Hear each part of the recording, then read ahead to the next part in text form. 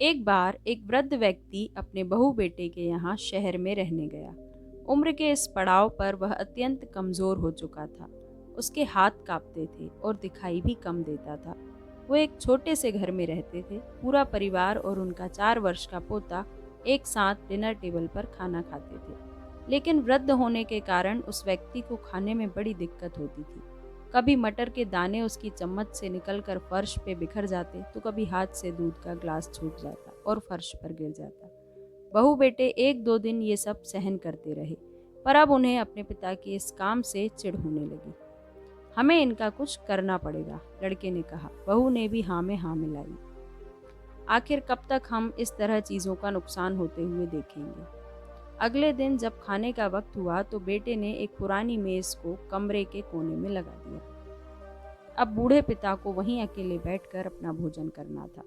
यहाँ तक कि उनके खाने के बर्तनों की जगह एक लकड़ी का कटोरा दे दिया गया था, ताकि अब और बर्तन ना टूट फूट सके। बाकी लोग पहले की तरह ही आराम से बैठकर खाते, और जब कभी कभार उस बुजुर्ग की तरफ देखते तो उनकी आंखों में आंसू दिखाई देते। यह देखकर भी बेटे बहू का मन नहीं पिघलता, और वो उनकी छोटी से छोटी गलती पर ढेरों बातें सुना देते। वहाँ बैठा बालक भी यह सब बड़े ध्यान से देखता रहता और अपने में मस्त रहता।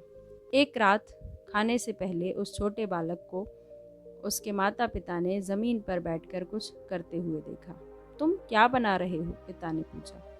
मासूमियत से बच्चे ने जवाब दिया, अरे मैं तो आप लोगों के लिए एक लकड़ी का कटोरा बना रहा हूँ, ताकि जब मैं बड़ा हो जाऊं तो आप लोग इसमें खा सकें। और वह पुनः अपने काम में लग गया। पर इस बात का उसके माता पिता पर बहुत गहरा असर हुआ। उनके मुंह से एक भी शब्द नहीं निकला और आंखों से आंसू बहने लगे।